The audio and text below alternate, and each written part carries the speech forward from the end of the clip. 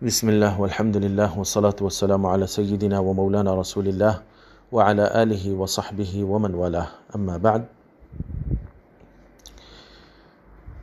شریعت مطہرہ میں بالغ کس کو کہتے ہیں اور قربانی کے ادا کرنے کے لیے کیا آدمی کا بالغ ہونا ضروری ہے یا نہیں؟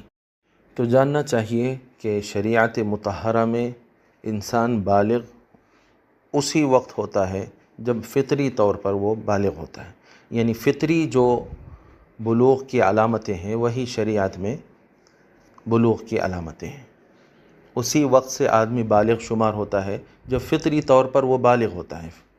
اب غیر فطری چیز ایک جو ہے طے کر دی گئی ہے، جیسا کہ 18 سال ہے، کہیں کہیں 16 سال ہے، اور کہیں یعنی قانونی طور پر ضرورتوں کے لحاظ سے کچھ اس طرح کے قوانین بنے ہیں اور اس کو جو ہے سن بلوغ کہہ رہے ہیں، بالغ ہونے کی عمر کہہ رہے ہیں۔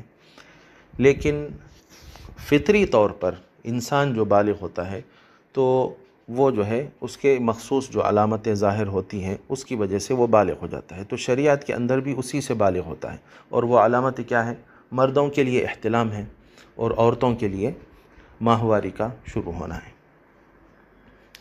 اور پھر اس کی جو ہے جو علامتیں ظاہر ہوتی ہیں، جیسا کہ لڑکوں میں مونچھیں نکل آتی ہیں اور نکلنا شروع ہوتی ہے، اور یعنی مختلف اعضاء میں جو ہے مختلف جگہوں پہ کچھ بال جو ہے اگ جاتے ہیں، اور اسی طرح عورتوں کی جو جسم کی ساخت میں جو ہے تبدیلی آتی ہے، آواز ان کی نرم ہوتی ہے، اور یہ جو علامتیں ظاہر ہوتی ہیں بہرحال یہ جو ہے بلوغ کی علامت ہے۔ اب یہ شریعت میں بالغ کون ہوتا ہے اس کی بات ہوئی۔ اب کیا قربانی کے لیے بالغ ہونا ضروری ہے یا نہیں؟ تو جاننا چاہیے کہ بالغ ہونا ضروری نہیں ہے، یہ شرط نہیں ہے قربانی کے لیے۔ اگر کم عمر بچہ بھی ہے لیکن وہ صاحب نصاب ہے تو اس کا جو ذمہ دار ہوتا ہے اس پر لازم ہے کہ وہ اس کی طرف سے قربانی کرے، اگر وہ خود سے قربانی نہیں دے سکتا ہے، کیونکہ قربانی کے لیے آدمی کا آزاد ہونا اور مقیم ہونا، مسافر نہیں ہونا۔ یعنی آزاد ہونے کا کیا مطلب ہے کہ غلام نہیں ہونا۔ آج کل تو غلامی جو ہے ختم ہو گئی ہے، پہلے غلامی رہتی تھی تو غلام پر جو ہے قربانی واجب نہیں تھی۔ تو آزاد ہونا اور مقیم ہونا اور صاحب نصاب مسلمان ہونا، یہ شرائط جو ہے اگر پائی گئی تو ایسے شخص پر جو ہے قربانی واجب ہو جاتی ہے۔ تو اس میں جو ہے دیکھیے آپ کہ بلوغ کی شرط نہیں ہے، کہ بالغ ہونا یہ شرط نہیں ہے۔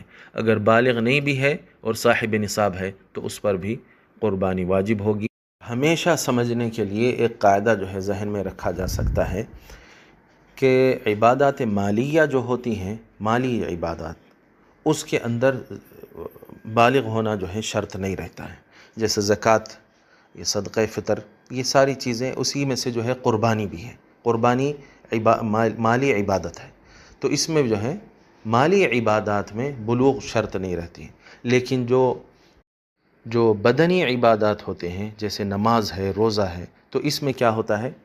بالغ ہونا جو ہے شرط ہوتا ہے۔ تو مالی عبادات اور بدنی عبادات کا فرق اس طرح جو ہے سمجھنا چاہیے۔ واللہ ورسولہ اعلم واحکم۔